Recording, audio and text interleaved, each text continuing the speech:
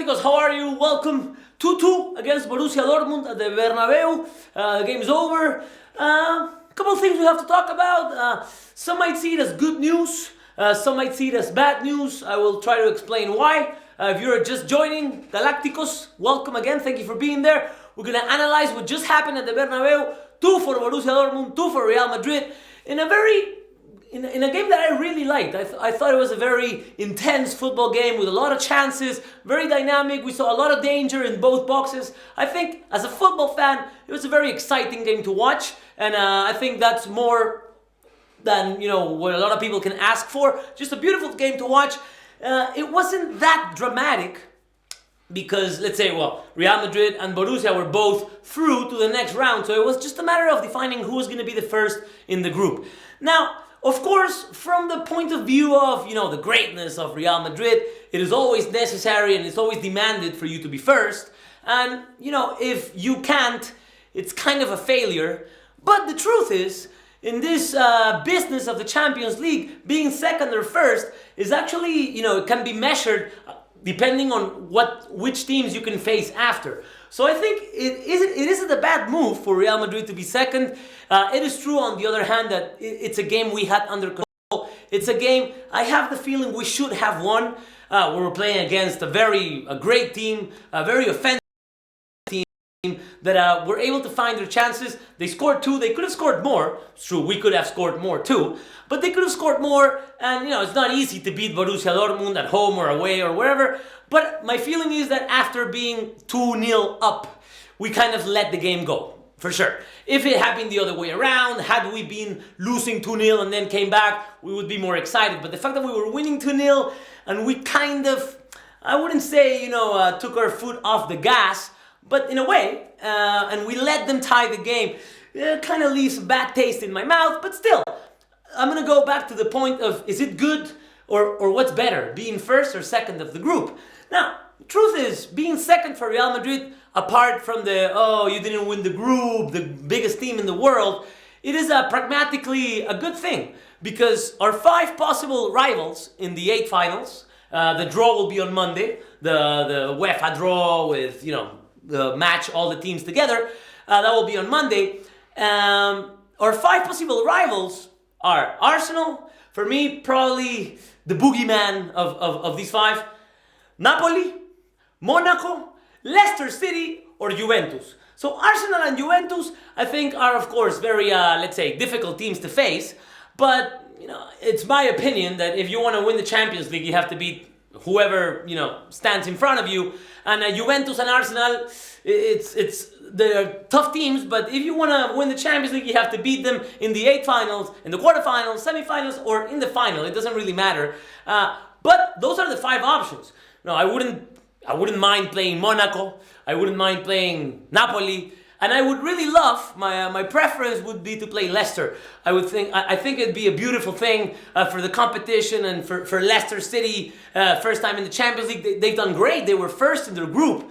They're not doing very well in the Premier, but I think they focused everything on the Champions League. They won their group, and I think it would be beautiful for Leicester fans to receive Real Madrid to receive Leicester here at home. So I don't think it's such a bad news that we didn't win. Again, we should have won. But again, I repeat, Arsenal, Napoli, Monaco, Leicester, or Juve. Again, I think it was a very dynamic game. I liked it. We saw a very, let's say, brave Borussia Dortmund who were not afraid to play their football. We saw them very orchestrated and organized offensively. But as we normally do, they showed some failures defensively that we were able to capitalize. I think there was a key moment in the game. It was 2-1. Maybe those 20 or 30 minutes between minute 5 or 10 and 35 or 40 of the second half, when we were winning 2-1, that we definitely were dominating the game very clearly. We were getting the ball back very quickly, and we saw very clear chances that we should have taken to close the game. I think that was what didn't allow us to win this game. When it was 2-1, we should have killed the game when we had the chance. Cristiano had one. He finished beautifully, hit the post. Benzema missed one then. And we had a couple of clear chances that we should have taken to definitely kill the game. Which is why I think we couldn't win. Individual mentions, especially for Casemiro. I think it was a great game by Casemiro.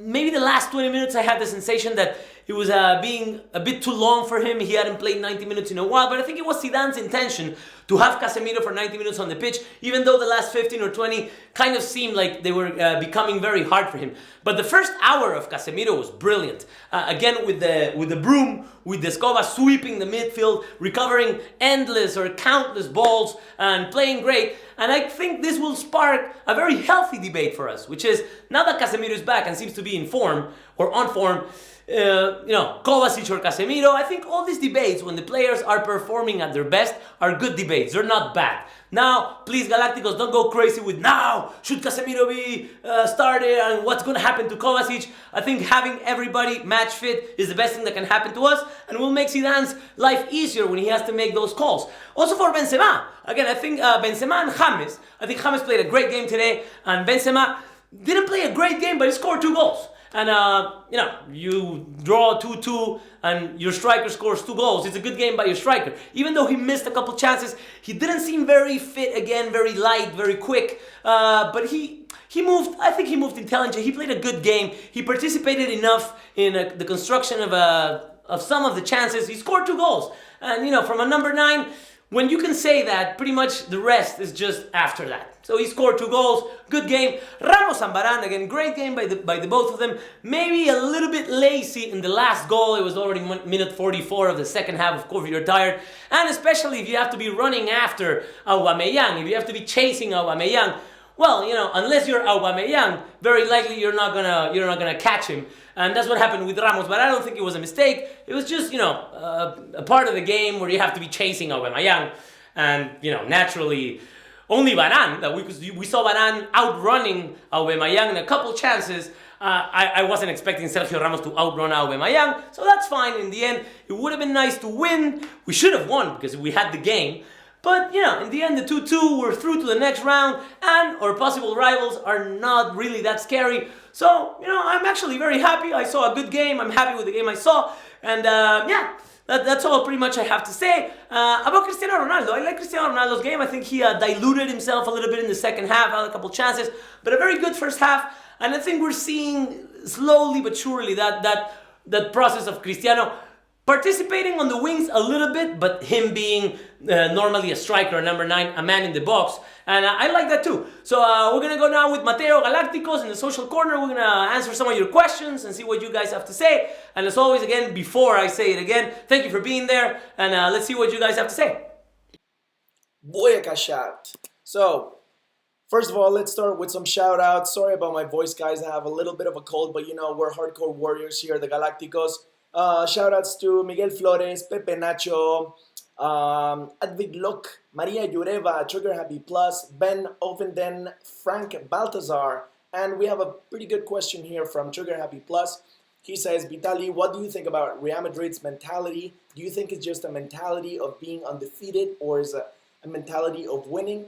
No matter any match, we should aim to win, though. Boom! Well, about the mentality, I think, to be honest, I was talking with Iñaki while we were watching the game. Trigger Happy, how are you, man? Always good to talk to you. Yeah, I think, this comes to show that football is a thing of moments, and especially psychological moments, because we've talked about this before. All our players and basically, the biggest teams in Europe, we are at a tactical or technical level that is so similar that I think the differences are made in points of the season by the mentality, by the attitude, by the enthusiasm. And I think that right now, Real Madrid have a winning mentality.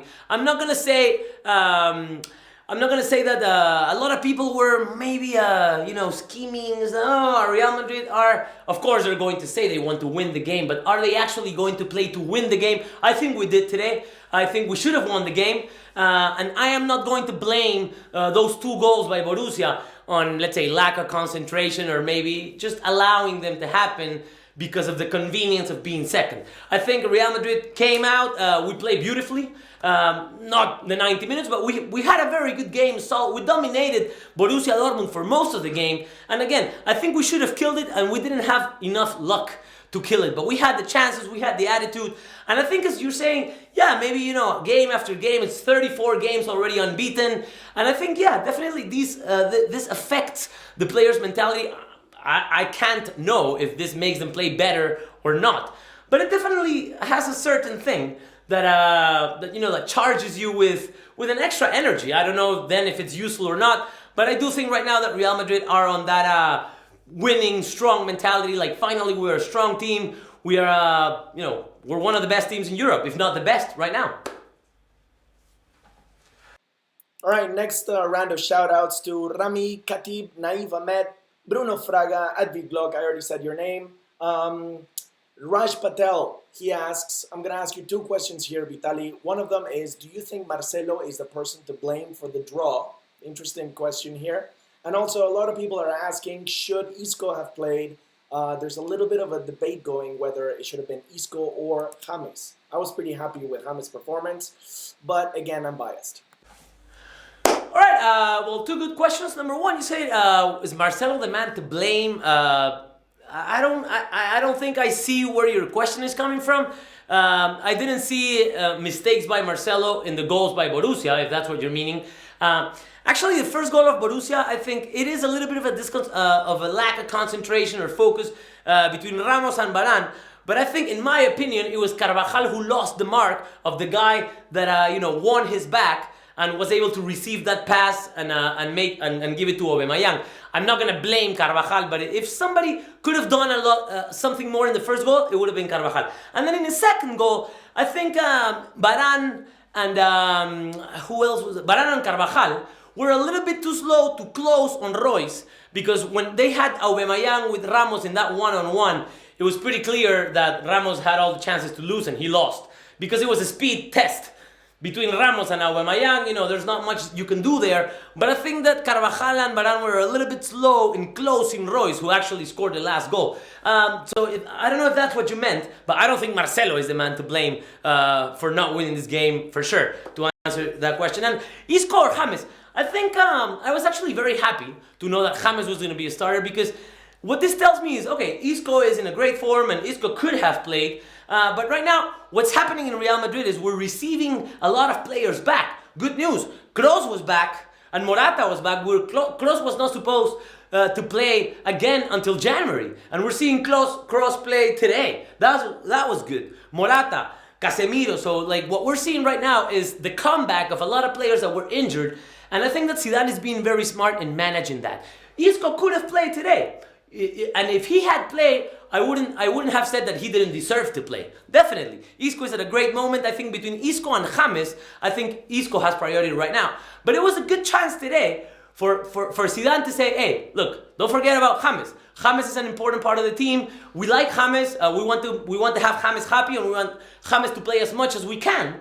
And I think today was a perfect scenario, an important game, Champions League, 90 minutes for James. The last week it's been a lot of Zidane having to explain himself why James is not playing that much, or what's happening with James. 2 days ago we saw some declarations to the press saying that, the James situation is becoming a problem. And I think it was very smart by Zidane today saying, okay, James, you want to play 90 minutes against Borussia Dortmund in the Champions League? And James did a great job. It wasn't his best game, but I think he was, let's say, at the same tone of the rest of the team. Pretty good game by James.